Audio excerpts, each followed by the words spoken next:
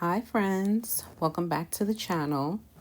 Today I'm following a YouTube tutorial using watercolor paint and pencils, and I thought that this would be a perfect time to talk through something that comes up a lot in the art and illustration world. Finding your drawing style, dealing with imposter syndrome, and narrowing in on your niche. So grab a drink, maybe your sketchbook to work in, and let this be a little creative moment for your day. So let's start with the big one.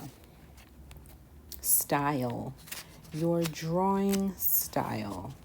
If you're watching this, maybe you're trying to find your style, like it's some mysterious door you just haven't opened yet. And I totally get it. I get it. I used to think that there was going to be this magical moment when I'd know, aha, that's my style. But honestly, style isn't something that you find. It's something that you build slowly through repetition and curiosity. What I've learned is that your style is already living inside of you. It's in the shapes that you tend to draw over and over. It's in the way you shade, the kind of faces that you doodle, the palette you return to when you're not overthinking it. The more you make, the more you'll notice these patterns. And that's your style, your visual fingerprint.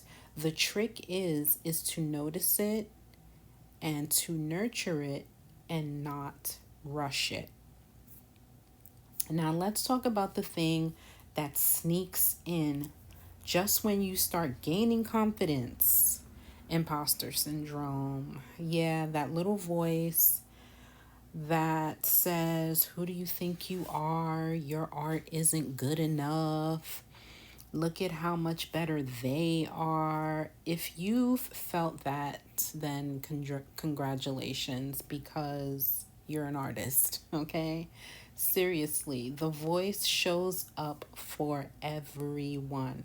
But here is what helps me. And don't get me wrong, I go through my imposter syndrome a lot. Sometimes I'm able to manage her, and then sometimes I'm not.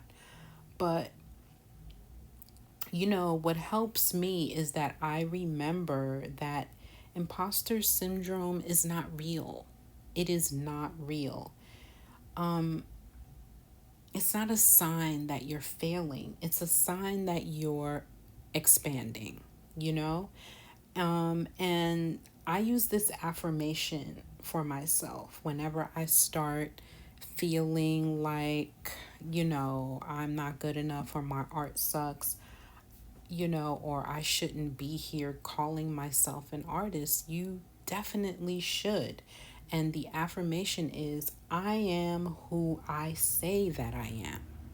I am an artist.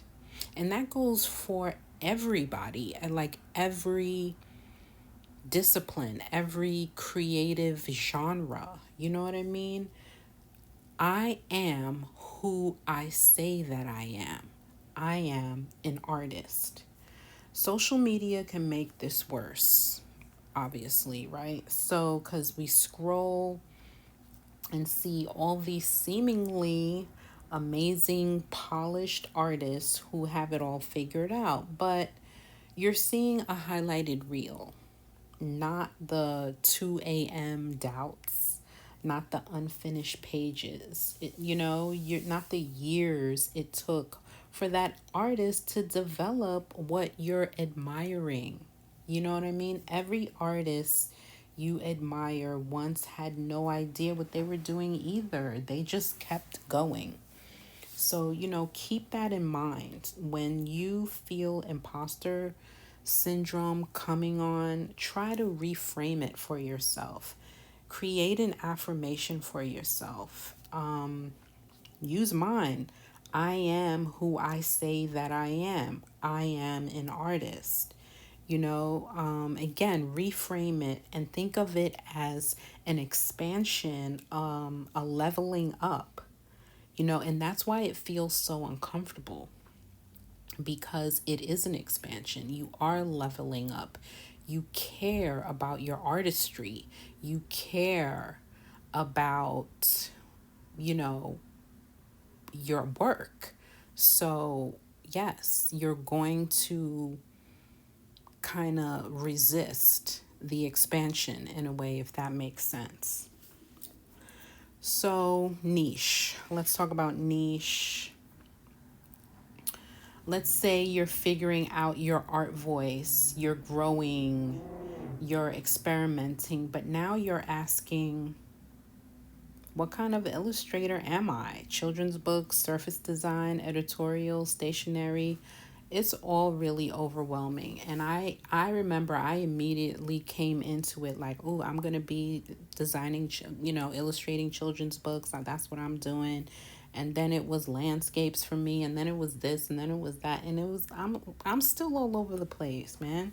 It's really overwhelming. And my advice is to start paying attention to the kind of art you naturally gravitate towards, even outside of your own work. What is the art that you naturally gravitate towards when you're looking at other people's work? You know what I mean? What kind of art fills your Pinterest boards? What are you excited to make when nobody's watching? That's the kicker. Your niche will often emerge from what lights you up, not from what you think will be profitable or impress anyone. So don't rush the niche. Let it show up through practice. Your art will tell you what it wants to be. And I'm going to repeat that. Your art will tell you what it wants to be if you're paying attention. Another thing I've learned is to fall in love with the process and not just the outcome. Some days my art is magic.